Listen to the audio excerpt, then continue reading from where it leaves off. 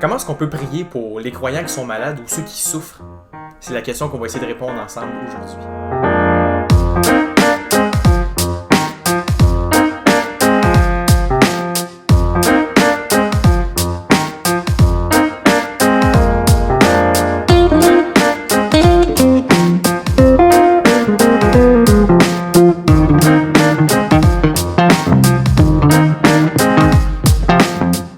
Quand on apprend que nos frères ou nos sœurs en Jésus-Christ sont malades ou qui souffrent d'une manière particulière, ça peut nous rendre inconfortables. C'est normal, parce qu'on ne veut pas que le mal atteigne ceux qu'on aime. Et en tant qu'enfant de Dieu, on sait qu'on a un énorme privilège. On peut prier à notre Créateur. Pour plusieurs d'entre nous, ça peut être un réflexe que de tout simplement demander à Dieu qui vienne guérir les autres croyants ou qui vienne les délivrer de leurs souffrances. En fait, c'est peut-être possible aussi que c'est un réflexe pour moi-même lorsque je suis malade ou que je suis en train de souffrir, que de demander à mes frères et sœurs de prier pour moi afin que Dieu me délivre justement de cette situation inconfortable à travers laquelle je passe. Mais aujourd'hui, on veut se demander qu'est-ce que la Bible enseigne à ce sujet-là? Quelle est la place de tel genre de requête dans notre vie de prière? Pour répondre à la question, on va s'appuyer sur la réflexion de Kelly M. Kapic.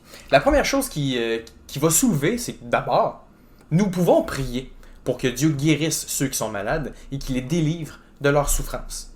En fait, ça ne sort pas de nulle part. La Bible enseigne à plusieurs reprises qu'on peut demander à Dieu justement de venir en aide à ceux qui souffrent dans leur corps ou qui souffrent à cause de circonstances particulières. L'un des passages clés qui exprime ça va être dans Jacques au chapitre 5. Au verset 13 et 14, Jacques va dire à ses lecteurs « Quelqu'un parmi vous est-il dans la souffrance? Qu'il prie. Quelqu'un est-il dans la joie? Qu'il chante des cantiques. Quelqu'un parmi vous est-il malade? Qu'il appelle les anciens de l'Église et que les anciens prient pour lui. » Alors oui, on peut prier Dieu pour qu'il vienne en aide à ceux qui souffrent, parce que nous savons que lorsque nous prions, nous nous adressons à celui qui a créé nos corps et qui nous connaît parfaitement. Donc, il comprend mieux que les meilleurs médecins qu'est-ce qui se passe réellement dans notre corps ou quelles sont les circonstances particulières qui nous font souffrir.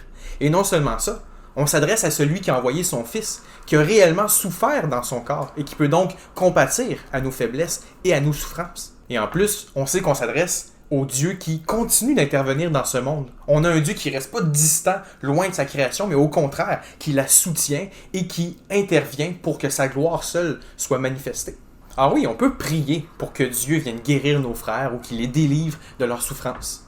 Mais la vraie question, c'est si les souffrances restent, si la maladie persiste, qu'est-ce qui se passe? Qu'est-ce qu'on fait dans ce genre de situation-là? Dans ces circonstances, des fois, on se sent dépassé parce que la prière pour la guérison, pour la délivrance va être notre seule requête qu'on adresse à Dieu. Alors c'est pour ça que l'auteur va nous dire non seulement, oui, nous pouvons prier pour que Dieu délivre les gens de leurs souffrances ou de leurs maladies, mais il dit surtout que nous devrions prier pour la foi de nos frères et de nos sœurs. Alors si Dieu choisit de ne pas répondre favorablement à nos requêtes de délivrance de maladies ou de souffrances, on peut facilement être déçu de la part de Dieu. Mais des fois, c'est pas là-dessus que Dieu se concentre. Dieu a un plan beaucoup plus grand que ce que nous, on est capable de percevoir. Et c'est pour ça que de prier pour leur foi peut généralement encore plus s'aligner avec la volonté de Dieu pour les circonstances particulières. Il faut reconnaître que la Bible n'enseigne pas que les croyants, les chrétiens vont être exemptés des souffrances. En fait, il y a plusieurs passages qui annoncent au contraire que les croyants vont subir des souffrances. L'un des passages va être, entre autres, dans la première épître de Pierre, au chapitre 4, au verset 12, où il dit « Mes bien-aimés, ne trouvez pas étrange d'être dans la fournaise de l'épreuve, comme s'il vous arrivait quelque chose d'extraordinaire. » Et là, les souffrances dont Pierre parle ici, c'est pas seulement le fait d'être malade, le fait d'être dans une situation qui est pas vraiment confortable. On parle de persécution directe contre les croyants. Donc des souffrances encore plus grandes que probablement la plupart d'entre nous en Occident, on est habitués.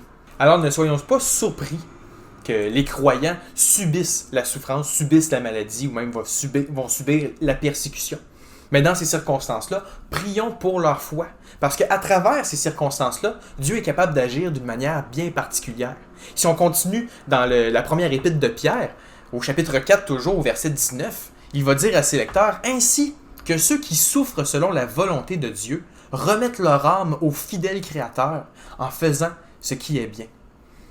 Alors oui, surtout une chose qu'on devrait toujours faire lorsqu'on sait que nos frères et nos sœurs souffrent, c'est qu'on devrait prier pour que Dieu garde leur âme et qu'ils puissent expérimenter les tendres soins de leur Père céleste, peu importe selon quelle forme que Dieu a choisi pour eux. Parce que oui, Dieu prend soin de nos frères et de nos sœurs, même si les souffrances persistent. Alors jusqu'à présent, on a vu, oui, qu'on peut prier pour que Dieu délivre nos frères et nos sœurs des souffrances. On devrait particulièrement prier pour que Dieu entretienne leur foi, Dieu prenne soin des âmes de nos frères et de nos sœurs. Mais maintenant, la troisième réflexion de l'auteur, qui est vraiment intéressante, c'est allons au-delà de la prière. Il va dire, nous devrions aimer ceux qui souffrent, ceux qui sont malades. Alors lorsqu'on nous partage qu'on vit une maladie qui est extrêmement souffrante, qui est extrêmement désagréable, ou que nos circonstances sont particulièrement pénibles à supporter, eh bien, on ne devrait pas juste avoir un simple surplus d'optimisme, dire aux gens que tout va bien aller, qu'il n'y aura pas vraiment de problème, Dieu va s'en occuper, parce que des fois,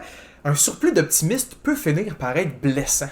De dire « Oh oui, inquiète-toi pas, Dieu va délivrer de tout ça, il n'y a pas réellement de problème », c'est non seulement de négliger les souffrances réelles de nos frères et de nos sœurs, mais des fois, si Dieu choisit de garder, de ne pas enlever les souffrances dans la vie des croyants, notre optimisme, nos pensées positives ne servent à rien dans ce genre de situation-là. La Bible affirme clairement que nous devrions chercher à aimer nos frères et nos sœurs.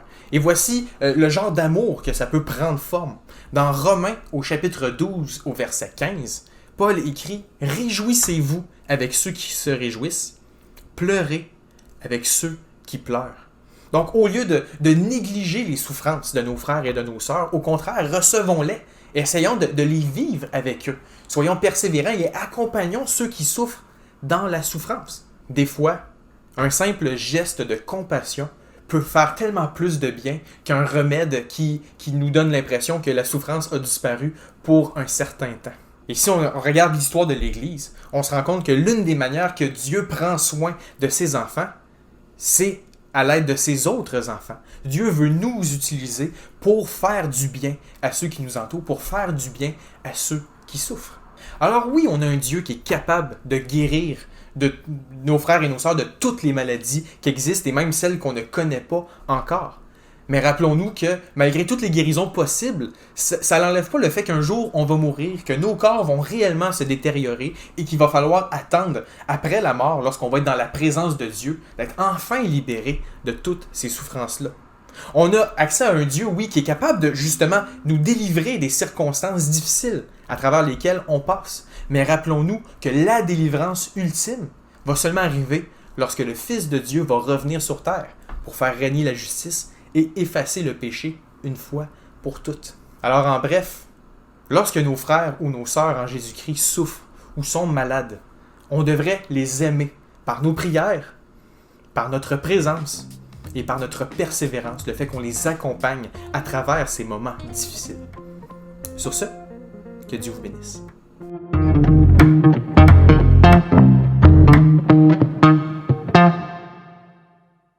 Et pour répondre à la question, on va s'appuyer sur la réflexion de Mamba et sur la table.